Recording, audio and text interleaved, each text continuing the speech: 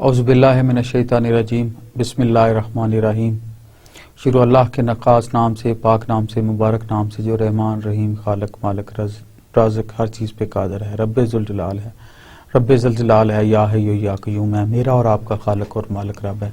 युसब्बिहु लहू मा फ़िस समावाति व मा फ़िल अर्द। कायनात का ज़र्रा ज़र्रा मेरे रब की हर वक्त हम्द व सना बयान कर रहा है।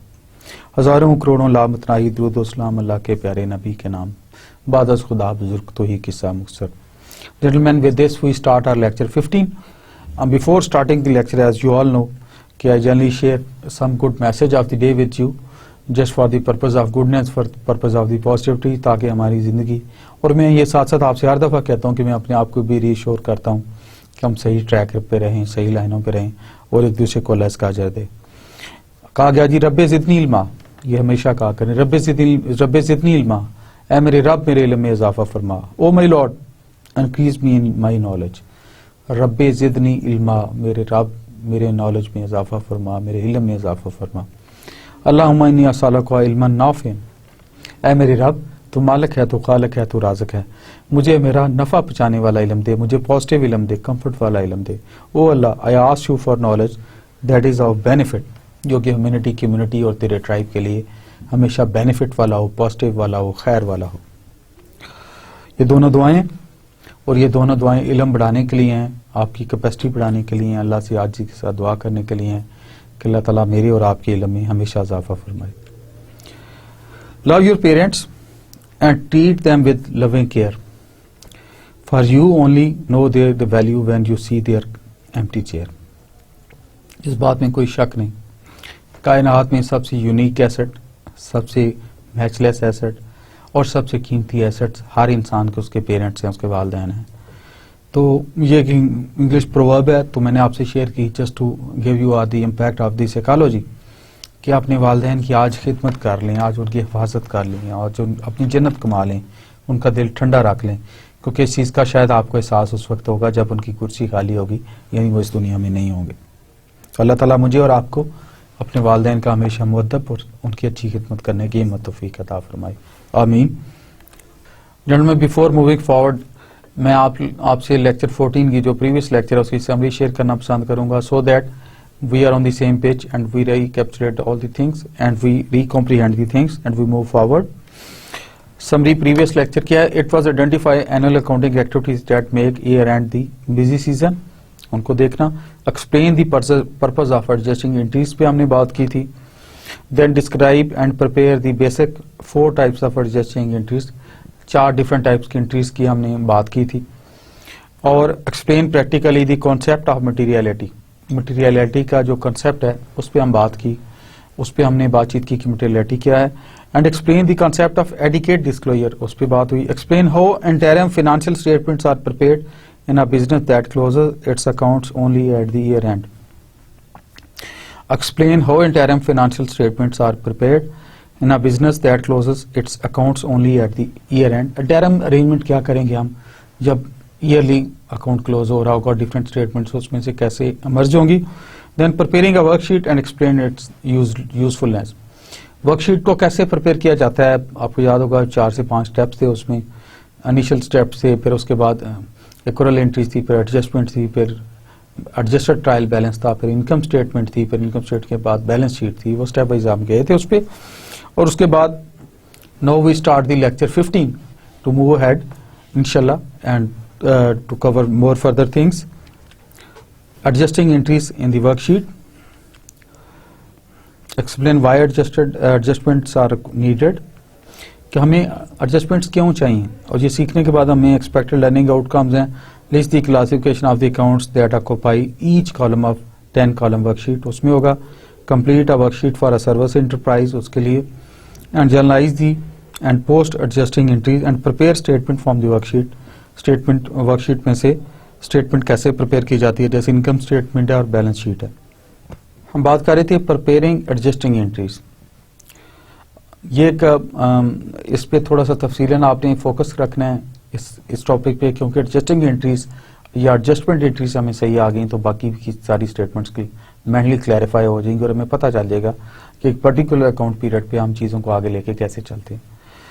Ultra Sequina resort adjust its accounts monthly and closes, ये case study, closes its accounts annually. Most guest of the resort पे at the time they check out. Obviously एक रिजॉर्ट है, एक मोटल है, चेकआउट पे करेंगे। And the amounts collected are collected to rental revenue, rental revenue के तौर पे अमाउंट को लिया जाता है।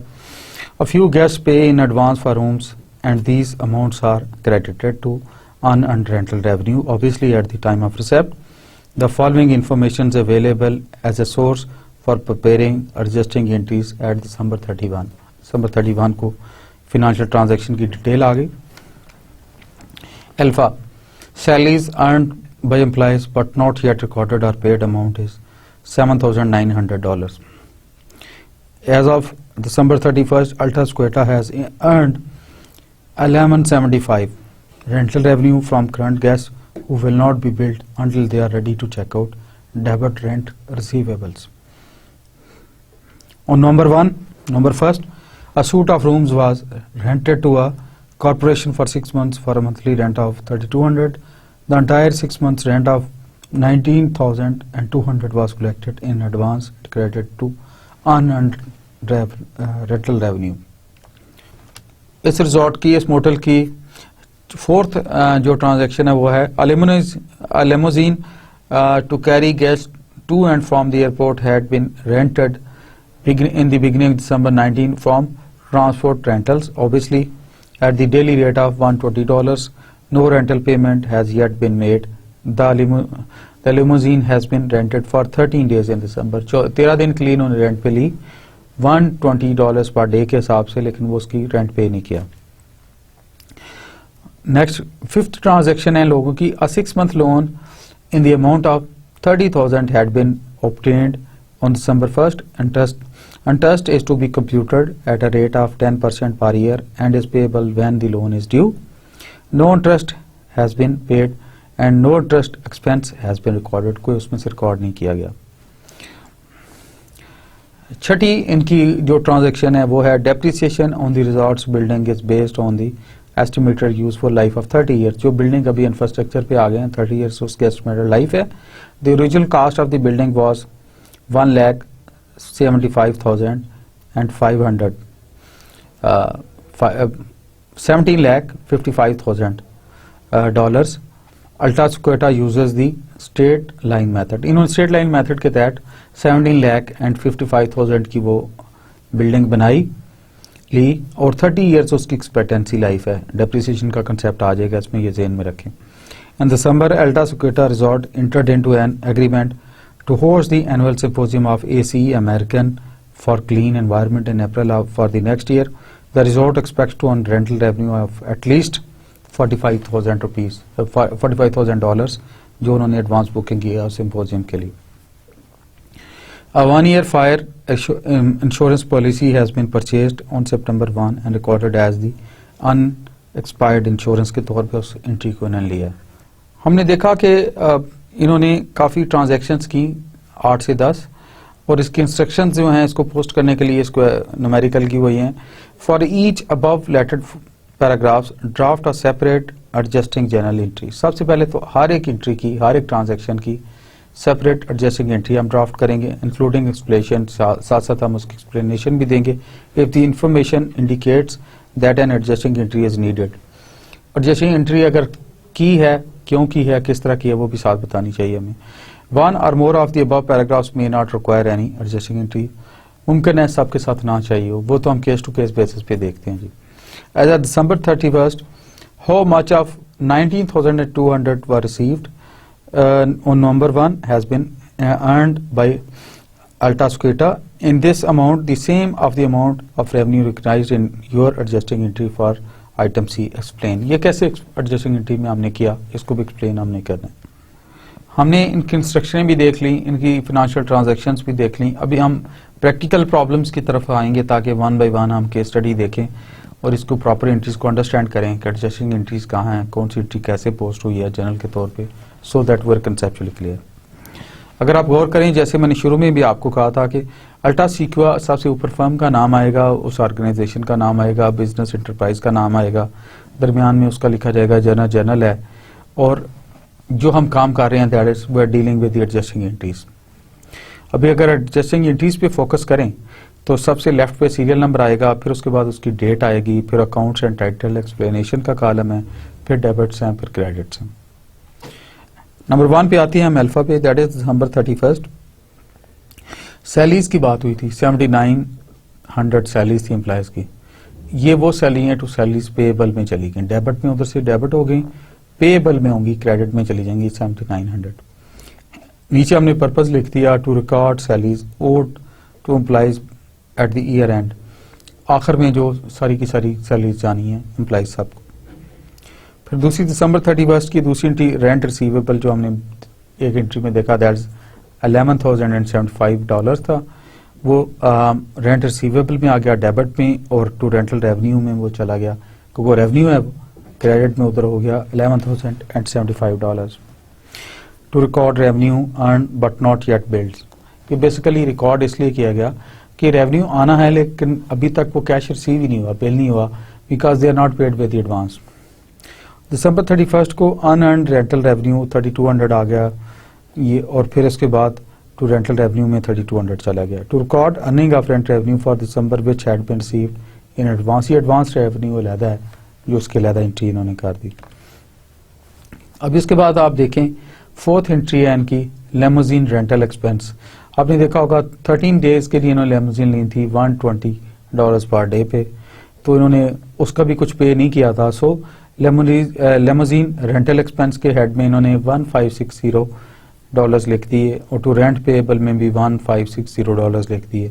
नीचे थोड़ी डिटेल इन्होंने लिख दी, to accrue rent expense for limousine for 13 days that is $120 per day, जैसे मैंने आपको बताया और उनकी एक्सप्लेनेशन में भी लिखा हुआ था। पांचवी एंट्री इनकी जो फाइनेंशियल ट्रांजैक्शन की है जो कि जनरल में आएगी दैट इज इंटरेस्ट एक्सपेंस।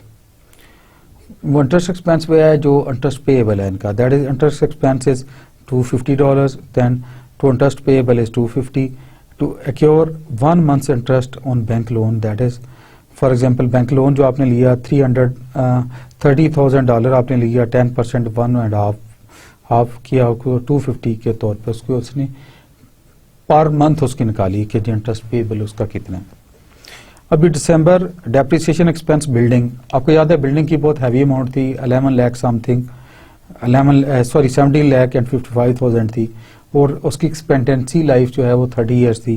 तो उन्होंने आपने गौर करें नीचे एक्सप्लेनेशन में लिखा हुआ है to record depreciation of building for December, उस पर्टिकुलर दिसंबर के लिए उनकी $4,875 उसको उन्होंने डेप्रिसिएशन एक्सपेंस पे डाल दिया बिल्डिंग में, and to accumulate depreciation building में $4,875। इनकी अगली एंट्री जो है जो कि 7th एंट्री थी, उसमें इनको चूंकि इन्होंने डेप्रिसिएशन लाइफ उसकी कर दी, उसमें इनको एंट्री रिक्वायर्ड नहीं थी। हाँ, इंश्योरेंस एक्सपेंस के केस में इन्होंने इंश्योरेंस एक्सपेंस 600 हो गए, और 600 को जब इन्होंने टोटल इंश्योरेंस जो है 7200 की थी फॉर एंटायर एनम, तो इस पर्टिकुलर महीने के लिए 612/12 कर दिया, तो वो आ गई। इंश्योरेंस एक्सपेंस में डेबिट होगी, टू अनएक्सपायर्ड इंश्योरेंस में 600 आगे वो चली गई क्रेडिट में। No Alta Squia by December 31st 2 months rent that is 6400 is considered earned. This amount is not the same as that in the adjusting entry that is 3200 because adjustments are monthly and reflect monthly amounts. तो इसको कैसे इन्होंने show किया, अभी देखें कि alpha entry में interest rate receivable 875 था, टू इंटरेस्ट रेट रेवेन्यू में 875 चला गया, to record interest earned on the bond through year end, okay. फिर इंटरेस्ट एक्सपेंस जो है $750 है वो डेबिट में चला गया, टू इंटरेस्ट पेएबल में $750 में चला गया, to accrue interest expense for the December इन्होंने 90,000 को उसको इंटरेस्ट के लिहाज से 750 कर दिया उसके लिए। Depreciation expense that is station wagon के लिए था, जो स्टेशन वैगन ये यूज कर रहे थे, उसका 525 जो है इन्होंने पर मंथ वो निकाल लिया to accumulate depreciation station wagon to record depreciation for December on station wagon. इस तरह इन्होंने उसकी डिटेल निकाल ली and divided over the 12 months, उसको 12 महीनों में तकसीम कर दिया तो पर मंथ वो निकला है। ये दूसरी एग्जांपल है जो कि सिल्वर स्पर्च रैंक की है और ये दूसरी ट्रांजैक्शंस की दूसरी एग्जांपल है, दूसरा न्यूमेरिकल है जो आप में मजीद कंसेप्चुअली आपको क्लियर करेगा। उसको देखते हैं। Silver Spur Ranch dude ranch and resort adjust its accounts monthly and closes its accounts annually on December 31st. ये monthly adjust करते हैं और annually close करते हैं। Most guests of the ranch pay at the time they check out. Obviously वो check out करेंगे तब pay करते हैं। And the amount collected are credited to rental revenue. जो भी की amount आती है वो rental revenue के तौर पे ले लेते हैं चार्ज पे। The following information is available as a source for preparing adjusting entries at the December 31st. पूरे साल के एंड पे जो है उनकी इंफॉर्मेशन जो है वो ये मिली है and pay. Among the assets owned by Silver Spur is an investment in government bonds in the face of amount of $1,75,000। $1,75,000 इन्होंने गवर्नमेंट बॉन्ड्स में इन्वेस्ट की। Accrued interest receivable on the bonds at December 31st was computed to be $875। वो जो amount इन्होंने $1,75,000 invest की हुई है इस साल का जो इंटरेस्ट है उस पर $875 एक्सपेक्ट किया जा रहा है। None of the interest has yet been received। Debit interest receivable में ही आएगा, this is debit interest receivable में होगा। दूसरी एंट्री जो इनकी फाइनेंशियल ट्रांजैक्शन है, a 12-month bank loan in the amount of $90,000 had been obtained on November 1st. Interest is to be computed at an annual rate of 10% and is payable when the loan becomes due। जब भी loan due होगा और interest rate उसका 10% वो पे कर रहे हैं। थर्ड फाइनेंशियल ट्रांजैक्शन है इनकी, depreciation on a station wagon owned by ranch was based on 4-year life। The vehicle had been purchased new on September 1 of the current year at the cost of $25,200। Silver Spur uses the straight line method for the depreciation। Fourth entry जो fourth financial transaction है इनकी वो है, management of the ranch signed an agreement on December 28 to lease a truck from ACE Motors for a period of 6 months beginning on January 1st at the rate of 20 cents per mile with a clause providing a minimum monthly charges of $400। उनको हर सूरत monthly उसको पे करने पड़ेंगे। ये इन्होंने अपना कौन सी एग्रीमेंट, ये they entered into agreement, legal agreement with the firm, ये इन्होंने डिसाइड किया। Salaries earned by employees but not yet paid amounted to $9,900 at the end of the year. As of December 31st, ये 6th इनकी transaction है, Silver Spur has earned that is 12,500 rental revenue from the current guest who will not be billed until they are ready to check out। Debit rent receivable आ गया इनका। सातवीं entry जो इस firm की है, a portion of land owned by Silver Spur had been leased on August 1st of the current year to a service station operator at the yearly rent of $18,000। 6 months rent was collected in advance at the date of lease and credited to the unearned rent revenue। 6 month का advance इन्होंने ले लिया जो rent out किया इन्होंने $18,000 पे per annum. A bus to carry guests and to and from town and the airport had been rented early in December 10 at a daily rate of $50। No rental payment has been made although Silver Spur has had use of the bus for 22 days in December। दिसंबर में इन्होंने 22 दिनों के लिए इसको use किया। जो silver spur वालों की फाइनेंशियल ट्रांजैक्शंस हुई थी वो तो हमने देख ली, 7-8 तरह की हैं। जो इस पे इंस्ट्रक्शंस हैं particularly to solve this problem are for each of the above paragraph जो कि पीछे फाइनेंशियल ट्रांजैक्शन की हमने बात की है, ड्राफ्ट और सेपरेट एडजस्टिंग जर्नल एंट्री उसको हमने करना है इंक्लूडिंग एक्सप्लेनेशन, साथ उसकी एक्सप्लेनेशन में हो if the information indicates that an adjusting entry is needed. जिसके साथ एडजस्टिंग एंट्री चाहिए, क्यों चाहिए, वो हमें लिखना होगा। And what is the amount of interest expense recognized during the year on the 90,000 bank loan that is $90,000 लिए थे इन्होंने ऑब्टेन्ड ऑन November 1। इसका पर्टिकुलरली जो November 1st को इन्होंने 90,000 अमाउंट ली थी लोन बैंक से विद इंटरेस्ट ऑफ 10%, उसका क्या बना। And compute the book value of the station wagon described in item C above as December 31st।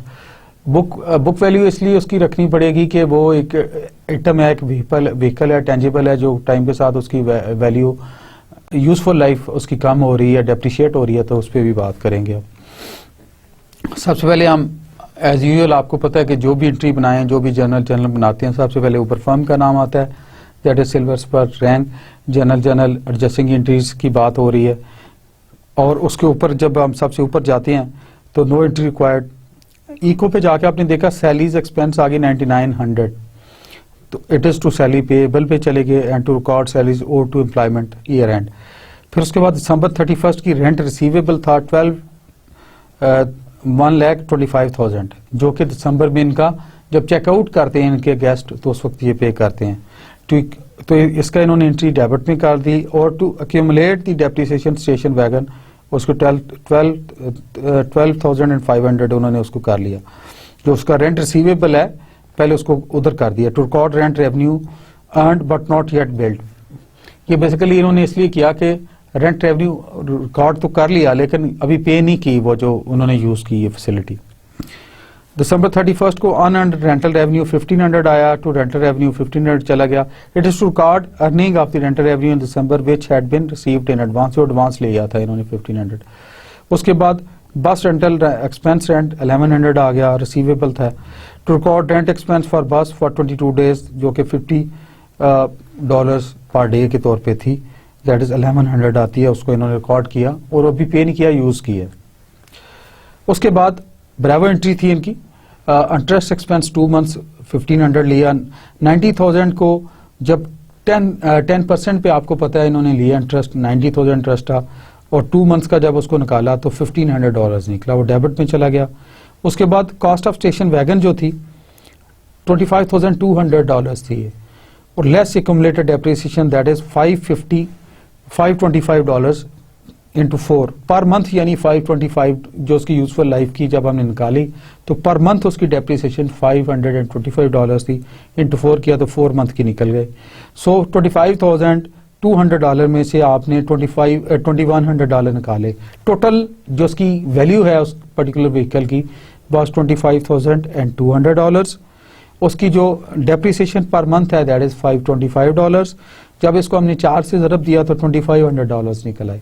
तो उसमें से हम टोटल वैल्यू में से डेप्रिशिएटेड वैल्यू जब माइनस की तो करंट जो वैल्यू है, जो बुक वैल्यू जिसको हम कहते हैं, जो रिक्वायरमेंट थी इसकी एक बुक वैल्यू एट दिसंबर 31 ये निकली $23,100 जो दिसंबर 31 को थी बुक वैल्यू उस व्हीकल की। अभी हम एक और प्रॉब्लम की तरफ शिफ्ट करते हैं। Just for the more clarification मैं चाहता हूं कि 3-4 आपको 2-3 प्रॉब्लम्स कराएं हम, सो दैट के प्रैक्टिकल न्यूमेरिकल से प्रैक्टिकल प्रॉब्लम से you are more equip towards the entries और दोबारा आपका ब्रेन सेल एक्टिवेट होते हैं and you need to learn more. और कंसेप्चुअली हम एक एज अकाउंटेंट प्रैक्टिकली आपको क्लैरिटी ऑफ कॉन्सेप्ट से ज़्यादा आती है।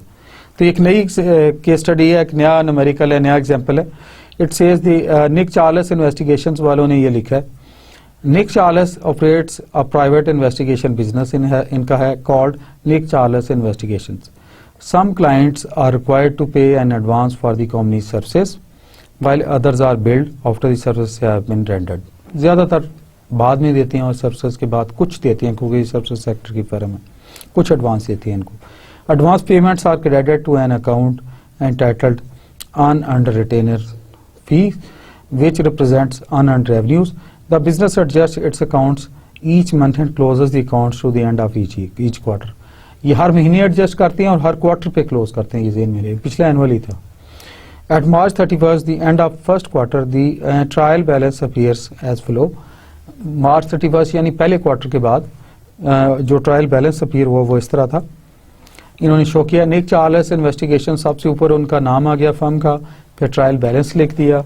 फिर उन्हें मार्च 31 जिस क्वार्टर का पर्टिकुलर टाइम क्या मैं याद है आपसे शेयर करता रहता हूँ कि अकाउंट स्टेटमेंट्स अकाउंट जो क्लोजिंग और दूसरी एक पर्टिकुलर टाइम पीरियड के लिए होती है, तो इट इज टिल द मार्च 31, 2001।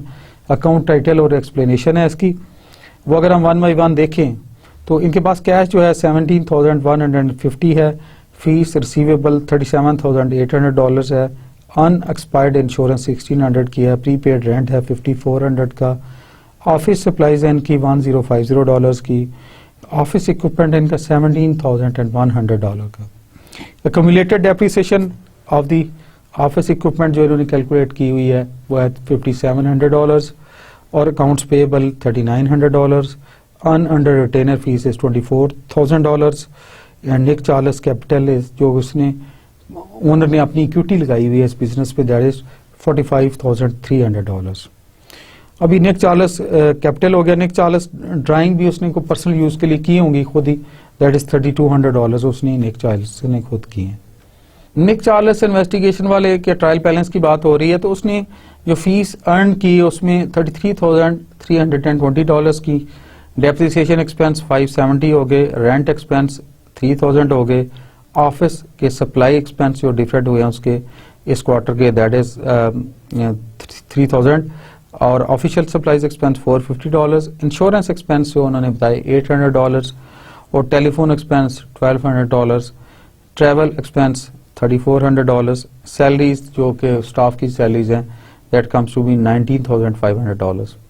अगर आप गौर करें जो चूंकि इसने ट्रायल बैलेंस हमें दिया हुआ है तो टोटल क्रेडिट जो है इनका 1,12,000 या 1,12,220 इट इज $1,12,220 जो इसका डेबिट है और क्रेडिट है इनका $1,12,220। तो ये पूरी इन्होंने अपना एक ट्रायल बैलेंस दिया है जो न्यूमेरिकल में दिया गया है। इसमें से अभी we come towards the solution. इसकी इंस्ट्रक्शन क्या है जो साथ इन्होंने ट्रायल बैलेंस के साथ दिए, थोड़ा इसको इन्होंने डिटेल में दिए। अदर डाटा जो साथ दिए, they say the useful life of the office equipment was estimated for 5 years। Office equipment जो है इनका 5 साल के लिए है जो यूजफुल लाइफ इन्होंने कैलकुलेट की है। Fee of $8,400 were earn during the month from services performed for clients who had paid in advance. Salaries earned by employees during the month but not yet recorded or paid amount to $1,665 की salaries भी recorded होनी है अभी जो employees को पे होनी है। अगली एंट्री जो बहुत अहम है, on March 1st the business moved into a new office and paid the first 3 month rent. जब इन्होंने ऑफिस चेंज किया तो फर्स्ट 3 month का रेंट भी इन्होंने उसमें से पे किया। Investigative services rendered during the month but not yet collected और billed to clients amount to $3,900 का इन्होंने क्लेम करने हैं, लोगों से भी बिल लेने हैं, रिसीव करने हैं जिसकी सर्विसेज दे चुके हैं लेकिन उसकी पेमेंट्स नहीं आई। Office supplies on hand March 31st amounted to that is $700। On January 1 $2,400 was paid to the premium for 6 months liability insurance जो कि पिछली एनुअल इंश्योरेंस थी तो अगली 6 month की जो इंश्योरेंस है उसका इन्होंने $2,400 पे किया। इनकी इंस्ट्रक्शन क्या है इस डाटे के बाद जो बहुत जरूरी है हमें फोकस करना। Prepare the adjusting entries required at March 31st। Use the straight line method for depreciation. जो स्ट्रेट लाइन मेथड है स्ट्रेट वे उसको तकसीम करें उसकी टोटल एसेट को divided by the total time period. Determine the amount of net income to be reported in the company's income statement in the quarter dated quarter ending March 31st के जो quarter ending में जो picture हमारी हो रही होगी company के finance की वो बताएं। Did the monthly rent of Nick Charles investigation increases or decreases as a result of the move to a new office? Explain your answer। Rent का क्या बनाओ, बड़ा ये कम हुआ, क्या स्टेटस था उसका वो भी हमने बताना है।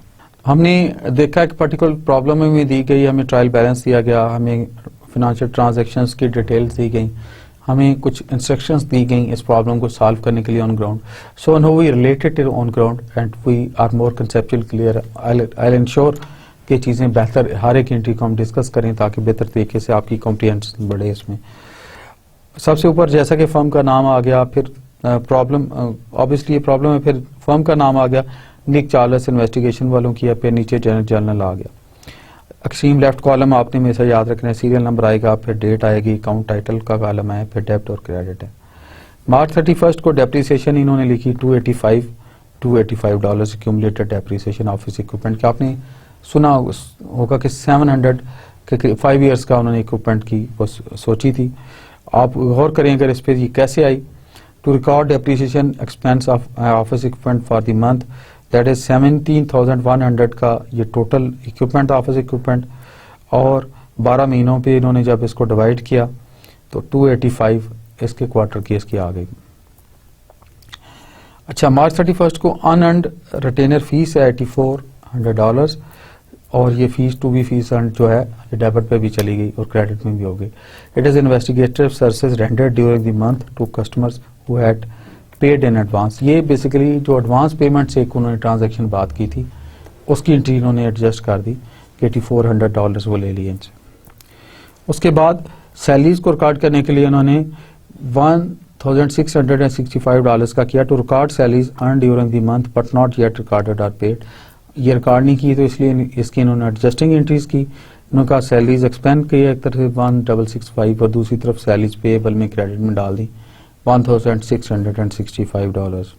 Basically to record salaries earn during the month but not yet recorded or paid के तौर पे इन्होंने लिया। अगली फोर्थ एंट्री है इनकी रेंटल एक्सपेंस पे।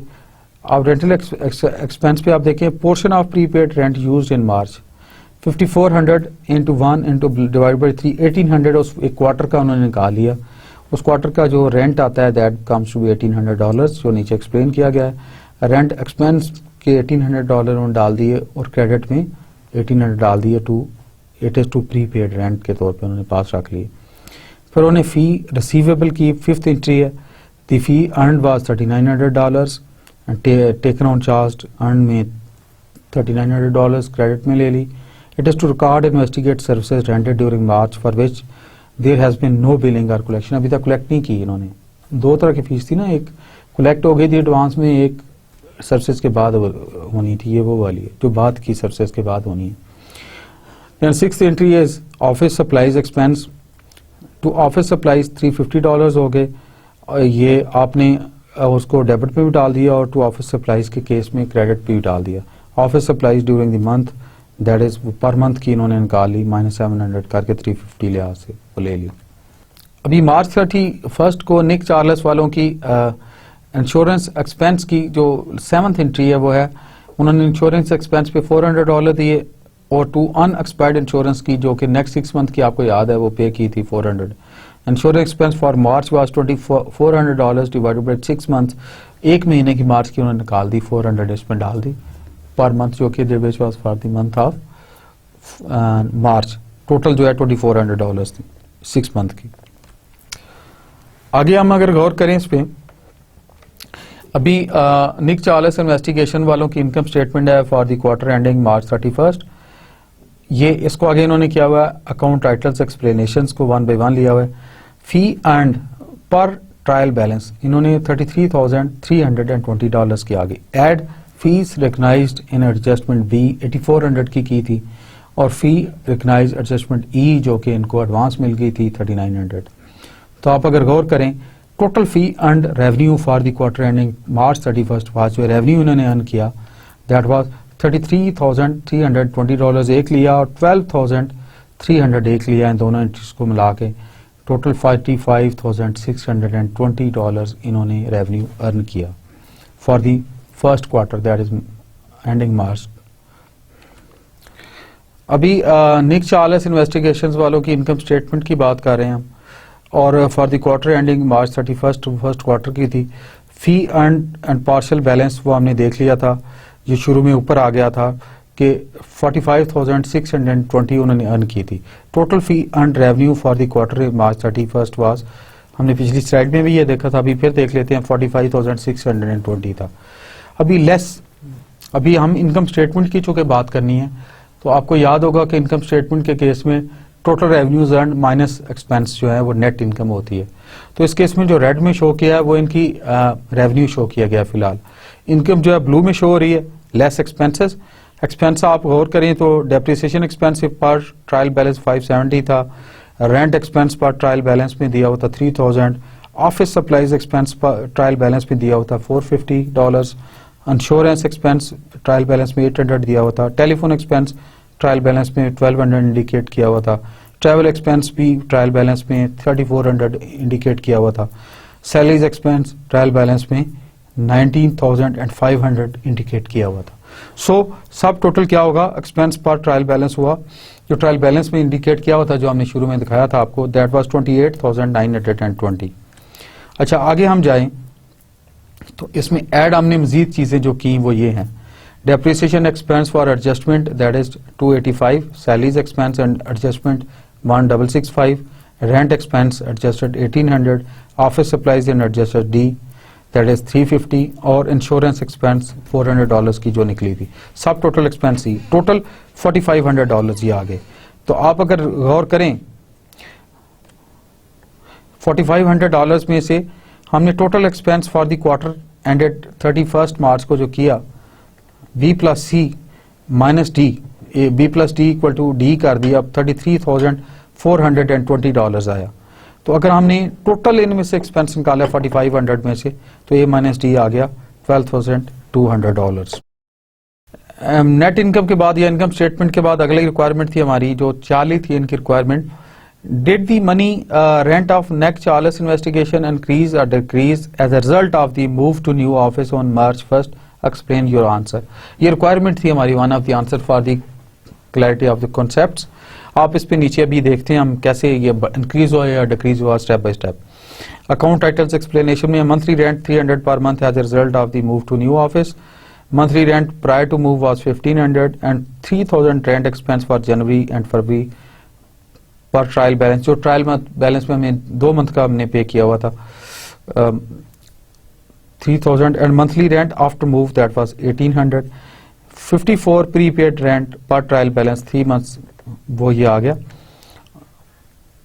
अभी आप गौर करें कि 1800 जो है मंथली रेंट आफ्टर मूव जो है वो $1800 पे आया और जो initially it was 1500, so it is increased by $300 per month almost पर क्वार्टर। नो एक और एग्जांपल आगे हम शेयर करते हैं आपसे जो कि बहुत जरूरी है और अंडरस्टैंड करने की भी जरूरत है, वो है regarding the guardian insurance agency, इनका फाइनेंशियल केस है।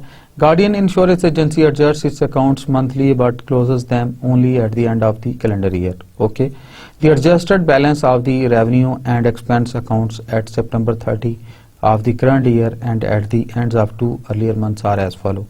इन्होंने अपने अकाउंट्स दिखाए हुए हैं कि गार्डियन इंश्योरेंस एजेंसी वालों के इंटरिम फाइनेंशियल स्टेटमेंट थी इनकी, इन्होंने सितंबर 30, अगस्त 31 और जून 30 को ये शो की हुई। कमीशन अर्न जो है इनका 1,44,000 था सितंबर 30 को, अगस्त 31 को 1,28,000 और 90,000 था जून 30 को। एडवर्टाइजिंग एक्सपेंस 28,000 था पहले क्वार्टर में, फिर अगले में 23,000 और फिर इनका 15,000 था। और सैलरीज एक्सपेंस जो इनकी शुरू में 36,000 थी सितंबर 30 वाले में, फिर 32,000 थी अगस्त 31 वाले क्वार्टर में, फिर जून 30 वाले क्वार्टर में 24,000 थी। इस तरह रेंटल एक्सपेंस जो थे 22,500 थे, 20,000 थे और 15,000 थे। लाइकवाइज डेप्रिसिएशन एक्सपेंस है 2,700, 2,400 एंड 1,800 अकॉर्डिंगली। जी इनकी गार्डियन इंश्योरेंस एजेंसी की बात हो रही थी, इनकी इंस्ट्रक्शन है prepare a 3 column income statement showing net income for 3 separate time periods all which end on the September 30. Use the formula illustrated below. Show supporting computations for the amounts revenue reported in the first 2 columns. Right. आप देखें वो उन्होंने एक pattern दे दिया, वही same pattern है जो financial statement का, इनकम स्टेटमेंट का, कि मंथ एंड सितंबर में क्या फाइनेंशियल इनकम स्टेटमेंट थी उनकी, सितंबर 30 में क्या मंथ एंडेड में क्वार्टर में क्या थी और 9 मंथ में क्या थी, वो लाइकवाइज इन्होंने आगे कमीशन अर्न रेवेन्यू और एक्सपेंस के तौर पे। अभी अकाउंट टाइटल में अगर आपने देखें इनको income statement for the following time period that is September 30 को देखें, रेवेन्यू इनका जो था, रेवेन्यू के केस में कमीशन इन्होंने जो अर्न किया दैट वाज $16,000। 16,000 कैसे आया, 1,44,000 माइनस 128,000 किया तो 16,000 इनका निकला है। एक्सपेंस जो इनके आए थे 5,000 एक थे, सैलरीज एक थी, रेंट था, डेप्रिसिएशन थी और टोटल एक्सपेंस जो इनके इंकर हुए देवर 11,800। तो नेट इनकम इनकी क्या आई, हम शुरू से बताते आ रहे हैं, total revenue minus total expense. Total revenue was 16,000, उसमें से माइनस निकालें जो ब्रेवो है 11,800, सो 60,000 माइनस 11,800 में से 4,200 जो है इनकी नेट इनकम एमर्ज हो गई। उसके बाद आप दूसरे केस में आ जाएं, दूसरे क्वार्टर में अगर आप गौर करें तो 54,000 इनकी अर्निंग हो गई, बिकॉज 144,000 माइनस 90,000 उसमें से आपने निकाल दी, तो जो 54,000 है वो ने मूव फॉरवर्ड की, उसमें से 13,000 एडवर्टाइजिंग पे लगे, 12,000 इनके सैलरीज पे लगे, फिर रेंट पे लगे, फिर उनके डेप्रिसिएशन पे लगे और 33,400 इनके एक्सपेंस आ गए। इस केस में 54,000 में इस क्वार्टर में, उसमें से हमने 33,400 अगर निकाले तो 20,600 इनको नेट इनकम इस क्वार्टर की जनरेट हुई। अभी तीसरे कॉलम में आए 9 मंथ एंडिंग के पे क्या इनको मिला। 9 मंथ एंडिंग के केस में 144,000 इनको मिले टोटल थे। उसमें से बाद में इनके एक्सपेंस जो हुए 28,000 एक हो गए, उसके बाद 36,000 हो गए, उसके बाद 22,500 हो गए, 2700 हो गए, 89,900 इनके 89,200 इनके टोटल एक्सपेंस से। तो नेट इनकम माइनस वो किया तो 54,800 इनकी नेट इनकम अमर्ज हुई। अगर जब हमने देखा इनकी गार्डियन इंश्योरेंस को तो ब्रीफली एक्सप्लेन इनकी रिक्वायरमेंट क्या है, briefly explain how much determine the dollar amount for each of the 3 periods. Would you apply the same process to the explanation in Guardian balance sheet accounts? Explanation: the balance in revenue and expense account at September 30 represent the year to date. The determine the revenue or expense the month for September. The balance of the August 31 is subtracted from the balance of September 30 balance. ये clear, थोड़ा clarity के लिए आपको दी explanations. To determine the revenue of expense for the quarter ending September 30, the June 30 balance is subtracted from the September 30 balance. वो जो साथ साथ हमने उसमें से किया था। Explanation: अगली इनकी revenue and expense for the 9 month period ended September 30 are represented by the current balance in the accounts. No such computations are required for balance sheet accounts because their balance describe financing position at the point in time rather than for a period of time. उस particular point in time की वो show कर रहा है, period की नहीं है, इसलिए बैलेंस शीट की जरूरत नहीं है इस केस में। अभी इनकी जो एक और प्रॉब्लम थी, assume that God next for the conceptual clarification मैं चाहता हूं कि आप साथ साथ ये देखें और गौर करें इस पे। नेक्स्ट है the assume that Guardian adjust and closes its account at the end of each month. Briefly explain how much then they would determine revenue and expense that would appear in each of 3 columns of the income statement prepared in part A. Solutions: If Guardian closed its accounts monthly, अगर वो monthly close करते हैं, the current adjusted balance could be used in preparing financial statement for the month ending September 30th. To appear an income statement for the quarter ending September 30, it would be necessary to combine for each revenue and expense account the balance as of July 31st, August 31st, and obviously September 30th. हम इसकी बात कर रहे थे कि monthly अगर उसको देखें तो क्या होगा, तो इसका सोल्यूशन है to determine revenue and expenses for 9 months ending September 30th. It would be necessary to combine the monthly amounts for each of these 9 months. हर महीने की अगर हर एक की मंथली अमाउंट करेंगे तो तब वो आएगा, फॉर वो हर महीने की इंडिविजुअल जब कैलकुलेट आप करते जाएंगे 1 by 1. Okay gentleman, now we move to another problem. ये एक और फर्म की प्रॉब्लम है जो आइसलैंड हॉपर वाले. Island Hopper is an airline providing passenger and freight services among some Pacific islands. The accounts are adjusted and closed each month. देखें each month के लिए अभी हम आगे सारा ज्यादा क्लियर कर देते हैं इसकी एग्जांपल के स्टडी लेके जो रिक्वायरमेंट थी. At June 30 the trial balance shown on the next page was prepared from its ledger. ये इन्होंने इसकी जो लेजर थी उसकी में से ये ट्रायल बैलेंस प्रिपेयर करके दिखा दिया जो पार्ट ऑफ प्रॉब्लम ना दिया. अभी हमने मंथली उसको कैलकुलेट करना है. आप गौर करें तो इनका अकाउंट टाइटल सारे दिए हुए हैं. कैश है, अकाउंट रिसीवेबल है, प्रीपेड रेंट्स हैं, अनएक्सपायर्ड इंश्योरेंस है, एयरक्राफ्ट की है मेंटेनेंस, एयरक्राफ्ट डेप्रिसिएशन है, नोट पेएबल है, अनअर्न्ड पैसेंजर रेवेन्यूज हैं, मैरी हार्ट कैपिटल है, मैरी एयर हार्ट ड्राइंग्स है, फॉरेट रेवेन्यू है, फ्यूल एक्सपेंस है, सैलरीज है, मेंटेनेंस है. That comes to be total 14,01,800. ये उनके डेबिट्स हैं और क्रेडिट भी उनके 14,01,800 डॉलर्स हैं. ये उनका एडजस्टेड ट्रायल बैलेंस है जो आपको दिखाया जा रहा है. अच्छा, इनकी जो अदर डाटा में आती है बातचीत वो ये है, the aircraft is being depreciated by the straight line method over a period of 10 years. अगर 10 years के मंथ बनाएं तो obviously it comes 120 months. The amount shown as unearned passenger revenue represents the tickets sold to customers in advance flights. During June, $38,650 of this amount was earn by the airline, that is credit passenger revenue के तौर पे उसको लिया गया है। ये Iceland hopper वालों का जो तीसरी एंट्री, फाइनेंशियल एंट्री या ट्रांजैक्शन या डाटा दिया गया है वो ये है, salaries earned by employees but not yet paid, that is amount to be $3,300 at June 30th. Accrued interest on notes payable amount 5,000 at June 30th and has not yet been recorded.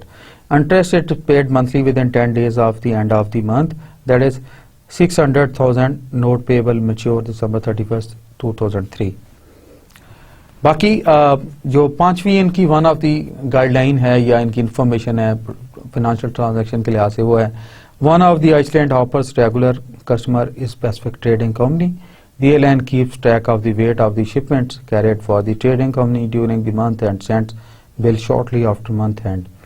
No entry has yet been made to record $4,600 earned in the June carrying freight for specific trading company. वो उनको पे हो चुका है लेकिन उसकी entry नहीं अभी तक हुई. 3 months rent, that is 14,400 has been paid on May 1. Prepaid हो गया. On April 1st 12-month insurance policy had been purchased for $25,200.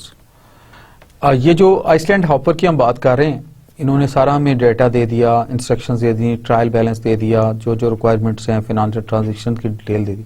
No these are the instructions with this numerical, this case study. Prepare a worksheet for the month ending June 30th 2001. Prepare an income statement for the month, a statement of owner's equity for the month, and a balance sheet for the June 30th 2001. Draft 2 notes accompany Iceland Hopper's financial statement at June 20, 2001.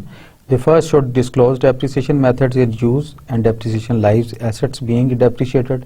The second should disclose the due date of major liabilities. जो liabilities भी show करे, depreciation भी show करे, दो different notes होंगे. Prepare adjusting and closing entries, जो कि adjusting and closing entries हमने की हैं वो भी हम शो करेंगे. राइट, वी मूव जी. हम इस पे ज़रा एक माइंडसेट के साथ मूव कर रहे हैं और आई होप कि आपने पहले की 4 प्रॉब्लम में काफ़ी हद तक कंसेप्चुअली हम क्लियर हुए हैं. आज प्रैक्टिकल प्रॉब्लम सारी हमने दी हैं सो दैट कि प्रैक्टिकली ऑन ग्राउंड आपको फिनांस की एंट्रीज पोस्ट करना, एडजस्ट करना, उनकी सारी प्लेसमेंट, लोकेशन, आइडेंटिफिकेशन, एनालिसिस सारा कुछ आ जाए. तो आइसलैंड हॉपर वर्कशीट ऊपर लिख दिया गया for the month ending June 30th. अगर आप गौर करें, ट्रायल बैलेंस तो उन्होंने ऑलरेडी दिया हुआ है. एक्सट्रीम लेफ्ट कॉलम पे अकाउंट टाइटल्स हैं सारे के सारे जो लिस्ट किए गए हैं.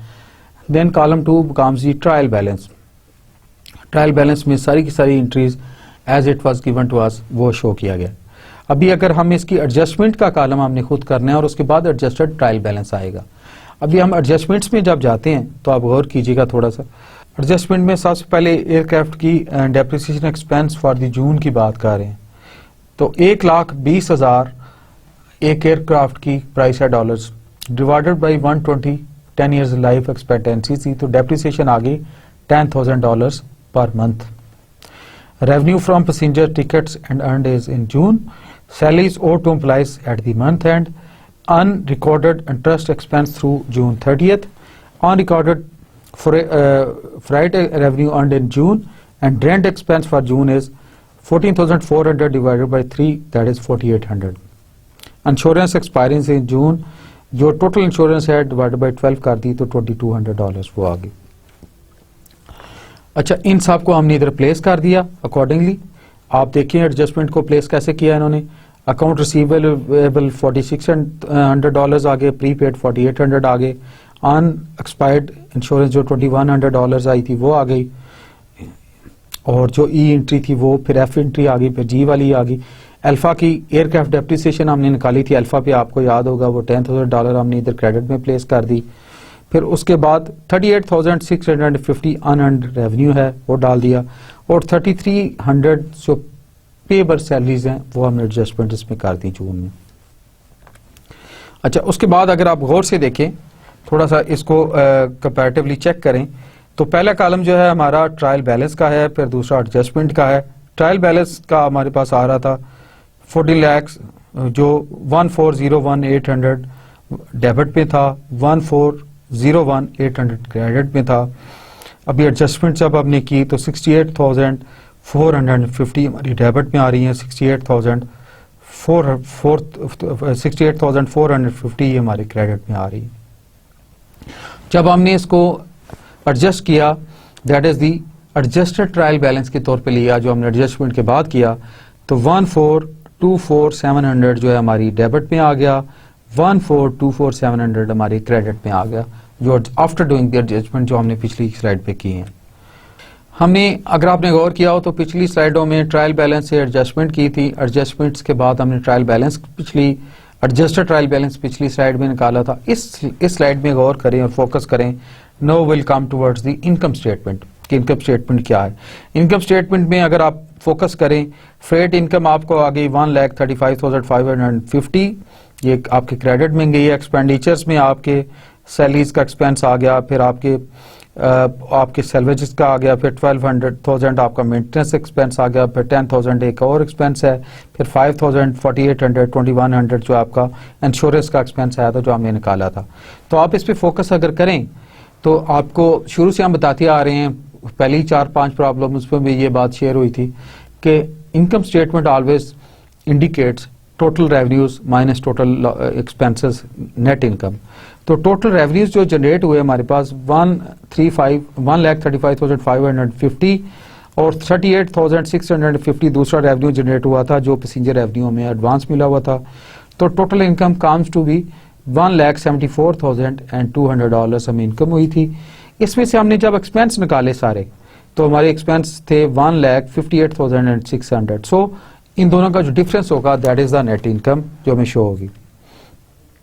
तो आपने इसका जो माइनस किया तो आपने देखा होगा कि 15,600 जो है नेट इनकम हमारी जनरेट होगी, विच इज दी एक्चुअली 1,74,200 में से माइनस 158 जो एक्सपेंस हमने निकाले, तो हमारे पास जो net income I that is $15,600 generate हुई। अच्छा, अगला कॉलम जो बहुत अहम है वो है बैलेंस शीट का, कि हमने सारे स्टेप वाइज जैसे शुरू से चल रहे हैं, ट्रायल बैलेंस है, फिर एडजस्टमेंट की, फिर एडजस्टेड ट्रायल बैलेंस किया, फिर इनकम स्टेटमेंट निकाली, अभी इसमें से बैलेंस शीट इमर्ज हो रही है। बैलेंस शीट को हमने, आप अगर गौर करें, 1,26,000 या 12,66,100 ये आपके डेबिट में आ गई चीजें, और 1,25,05,00 जो है वो आपके क्रेडिट में चीजें आ गई। ये पूरी की पूरी एंट्रीज जो है बैलेंस शीट में, पूरी एंटायर पिक्चर आपके सामने ये डिफरेंट एंट्रीज के लिहाज से, पोस्टिंग के लिहाज से उसके 1 बाई 1 इमर्ज होगी। अच्छा, बैलेंस शीट को अगर आप गौर करें तो बैलेंस शीट में जब आपने ये 1,26,1,266,10 जो है, अगर इसमें से हम माइनस करें 1,2,505,00, इसमें से 50,600 जो हमारी इनकम आई थी उसको ऐड करें तो इट अगेन कम्स टू 1,266,10 वो आ जाएगी। तो वही जो इनकम थी उसमें ऐड हुई तो आपका बैलेंस और क्रेडिट इक्वल हो गया। 1,266,10 ही आपका डेबिट है और 1,266,10 ही आपका क्रेडिट है, जो कि इनकम ऐड किया आपने क्रेडिट के कॉलम में तो वो निकल आई।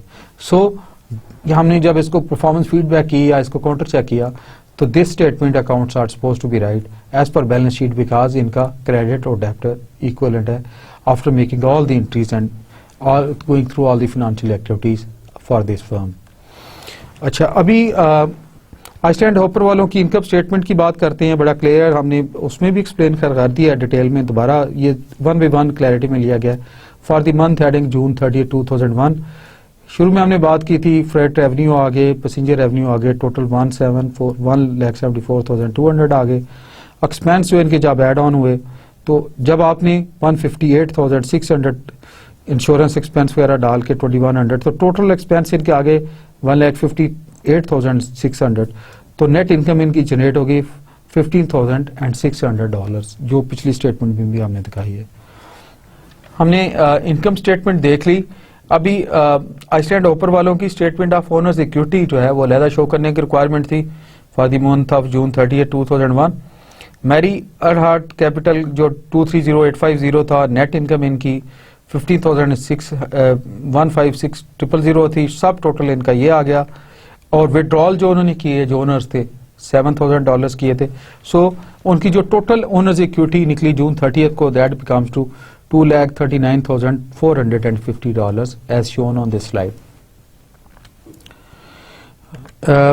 With this gentlemen we finish our lecture 15 और हमने इसमें इनकम स्टेटमेंट भी देखी, हमने फाइनेंशियल स्टेटमेंट भी देखी, जनरल स्टेटमेंट भी देखी, एडजस्टमेंट डायरेक्ट भी देखे। तो at the end of this lecture I would like to share the summary of this lecture with you so that हम सारे रिकैप्चुलेट करें। हमने इसमें आइडेंटिफाई किए एनुअल अकाउंटिंग एक्टिविटीज और मेकिंग ईयर इजी बिजनेस, और क्वार्टरली भी किए, मंथली भी किए, सारे हमने शो किया। और हमने एक्सप्लेन किया पर्पस ऑफ एडजस्टिंग एंट्रीज, आपको एक्सप्लेन कर दिया इसमें सारा। हमने डिस्क्राइब किया basic 4 types of adjusting entries जो हमने बीच में की थी वो की, और उसके बाद कंसेप्ट ऑफ मटेरियलिटी भी आ गया, और explain the concept of adequate disclosure भी आ गया। And we also explain you how interim financial statements are prepared in a business that closes its accounts only at the year end, वो कैसे हुआ। और देन हमने एक वर्कशीट भी प्रिपेयर की, ये 5 स्टेप थे जो शुरू में आपने देखा होगा।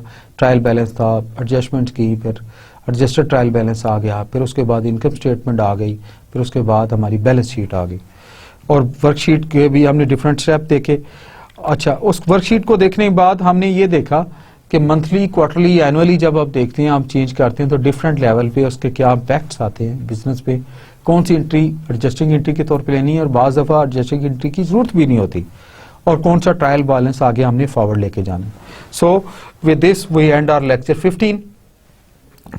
मैं एज यूजुअल जब लेक्चर ख़त्म करता हूँ तो हमेशा as a good will, as a good community welfare, अपने आप को रीश्योर करने के लिए और आपको रीश्योर करने के लिए, for the positivity of the humanity and community, Allah के ट्राइब के लिए आपसे कोई अच्छी चीज़ शेयर करता हूँ, अच्छा मैसेज शेयर करता हूँ। तो आज का मैसेज है, in the end we only regret the chances we did not take. याद रखें, जिंदगी एक दफ़ा मिलती है, हर आने वाला लम्हा गुजरने वाला है। तो सबसे बड़ी निशुक्री मैं शुरू में भी आपसे शेयर करता हूँ, अपने पोटेंशियल को पूरा ना समझना और पूरा ना यूज़ करना है। तो जो टाइम गुजर गया बाद में रिग्रेट करने से बेहतर है कि अब वो चांस जो मैंने पहले नहीं लिया, मैं ज़िंदगी को भरपूर तरीके से एंजॉय करूं, मैं सारे रिश्तों का बरम रखूं, मैं मेहनत करूं, मैं अपने पेरेंट्स का अच्छा बच्चा बनूं, कम्युनिटी का अच्छा मेंबर बनूं, अच्छा टीचर बनूं, अच्छा सगीर्द बनूं, अच्छा भाई बनूं, अच्छा हस्बैंड बनूं। So positivity is our currency. Next is he knows what is in every heart. ये अल्लाह का फरमान है, अल्लाह ताला अल्लाह दिलों के राज खूब जानते हैं। तो नीयत की सफाई जो है, मैंने आपसे एक दफ़ा बहुत आपसे शेयर की थी कि हम बड़ी से बड़ी नेकी करें और नीयत हमारी ठीक हो ना हो, ईवल की तरफ जा रही हो, तो उस नेकी का कोई फ़ायदा नहीं। हम छोटी से छोटी नेकी करें और नीयत हमारी ठीक हो, इन्नमल अमालु बिन्नियात, बेशक अमाल का दारोमदार नीयतों पे है। Let's start doing contributing to society, to community, लोगों की फेवर करनी शुरू कर दें, लोगों को सपोर्ट करना शुरू कर दें, लोगों को कंफर्ट शुरू कर दें, साफ नीयत के साथ कि ये अल्लाह की मखलूक है और हम अपने डोमेन में वही हमने अल्लाह ओरिजिनल इक्विपमेंट मैन्युफैक्चर अल्लाह पाक ने हमें बनाया और हमने पॉजिटिविटी जनरेट करनी है, तो इंशाल्लाह अल्लाह ताला उसमें बरकत डाल देंगे। तो मैं इस दुआ के साथ आपसे इजाज़त चाहता हूँ कि अल्लाह ताला मेरे और आपकी दिलों की दुआएं कबूल करे, मुझे और आपको अपने पेरेंट्स का मुअद्दब रखे, मुझे और आपको उनकी दिली दुआएं लेने की हिम्मत तौफीक अता फरमाए, सोसाइटी के लिए अच्छा पॉजिटिव इंसान बना दे और हमेशा हमें अपनी खैर और रहमत की चीज़ों से नवाजे। तो अल्लाह मेरे और आपका हमेशा हमें नासर हो। मुझे आपकी दुआओं की हमेशा ज़रूरत रहेगी, और आपके पेरेंट्स को ख़ास तौर पे सलाम। मैं अल्लाह से दुआ करूँ कि अल्लाह आपके दिल की सारी दुआएं कबूल करे। सेम वे एक्सपेक्ट कि आप मेरे लिए दुआ करें कि अल्लाह मेरे दिल की भी सारी दुआएं कबूल करे। Thank you very much. Allah हाफिज़। अस्सलाम वालेकुम। खुदा हाफिज़।